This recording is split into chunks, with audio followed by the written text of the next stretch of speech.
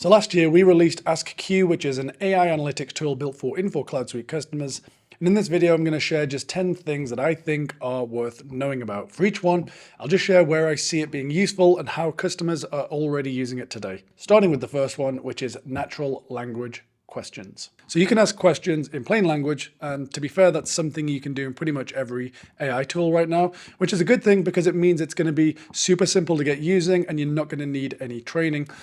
The difference here is in the workflow. It's just going to be much faster to go from question to answers and information. So rather than the traditional way of opening dashboards and trying to figure out how to answer the question you have, or in the case where the dashboard actually doesn't do that, either raising a request for some kind of change to the system, which can take a while, or creating something in Excel using the raw data, either way, this is going to be a much faster process. Number two is going to be charts and tables. This one's going to be immediately noticeable when using AskQ, because when you get a response from AskQ, it's going to return answers with charts. It can return charts and tables. So if you want the detail, ask for a table. And if you want the shape of something, then you can ask for a chart. You can also ask for a combination of things in a single response, and you can get really specific. So you can literally say something like, give me this by month in a line chart, and it's going to return that for you exactly as you requested. Right now, the library includes line charts, bar charts, KPI style cards, and tables,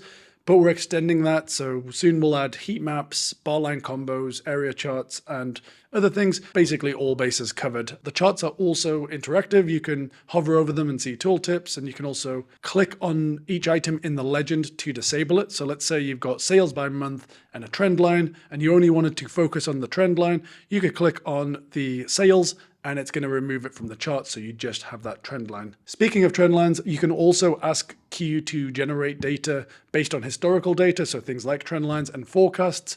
And again, you can get fairly specific about how that's actually done. So you can choose what factors to take into account and what method to use instead of just getting a generic forecast. And if you're unsure how this stuff works, you can actually ask Q, tell me what options I have for creating a forecast, or what methods exist for generating a trend line, and then just pick from the options available.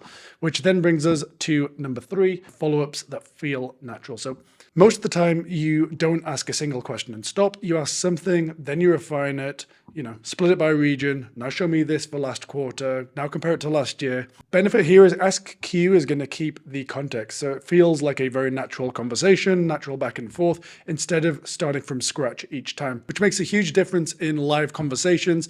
And it really gets rid of the need for technical skills like filtering.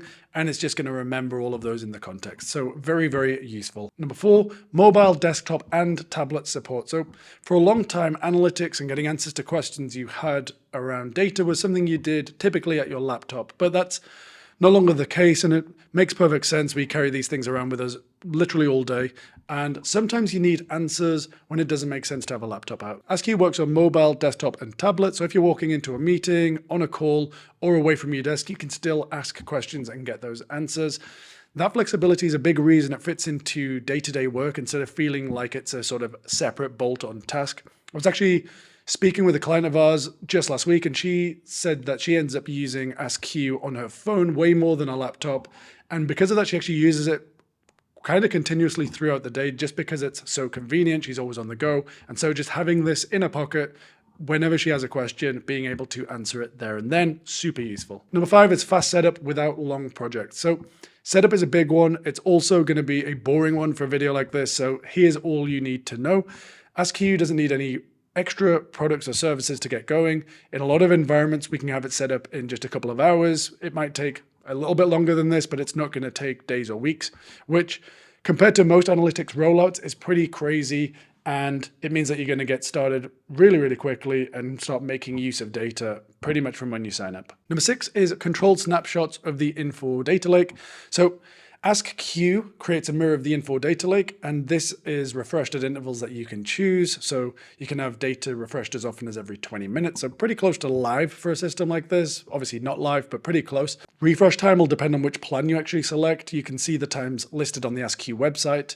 for each package. You're also not pointing to a production system in an unpredictable way, which tends to help with IT and security teams because it means you still have all that stability and control. You're not pointing straight at production, which is a good thing typically. Number 7 is going to be security. Security was something that was heavily requested when we first launched the product, and it's now available and with lots of options for setting that up. So you can set up role-based groups as well as column and row level security. So people will only see the data that you want them to see. So, finance can see finance, owners and executives can see just about everything. Sales reps can only see their own deals or their own accounts. So you've got complete flexibility to lock down or open up the tool as much as you like. You do all of this setup from inside the tool, so it's really easy to do. There's a bunch of screens that are in there, and it's very simple to actually set up security. The benefit of this all means that you can just roll out AskQ beyond a small group without worrying who's going to see what. So it makes it much more applicable to a bigger user base than just executives. Number 8 is going to be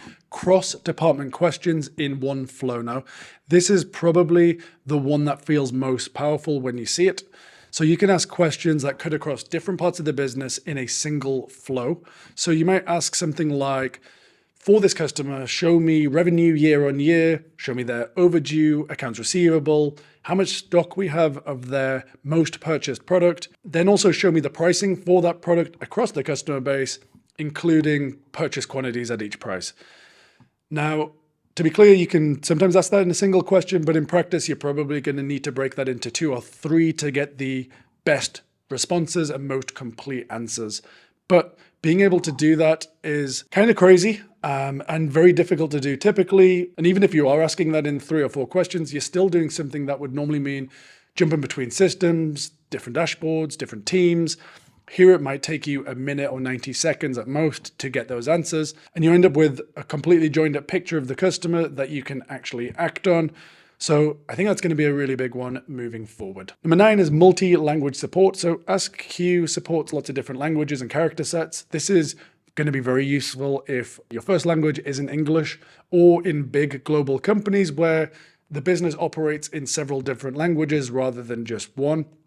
We already have Canadian customers who find it really convenient that they're able to ask questions in either French or English, and even just translate between those two when they need to. So you can simply ask in the language you're comfortable with, and AskQ is going to respond in that same language. And if you're like me and only speak a single language, it can still be useful because AskQ can translate answers to different languages. So if you want to share information with someone in their local language, it's going to make it really easy to do that.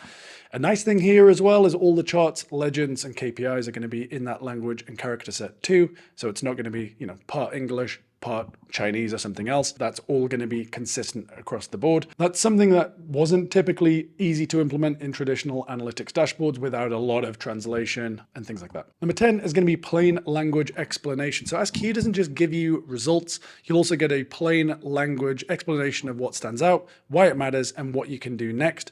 For a lot of people, that's the difference between something being interesting and something being usable in the moment. Like, you don't always want a deep dive. Sometimes you just want the point or the next action, and AskQ handles all of this really, really well. Most companies have a goal of becoming data-driven, and it's always proven quite difficult with the old dashboard route.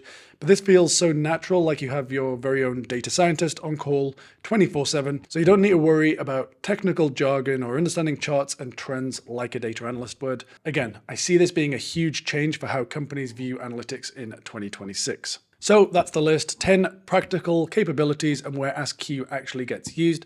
If I had to sum it up, I'd say it reduces almost all friction. It shortens the distance between asking a question and getting an answer. When that distance gets shorter, people ask more questions and decisions move faster. In a future video, I'll go into more detail on specific use cases like sales rep examples, CEOs, CFOs, and so on.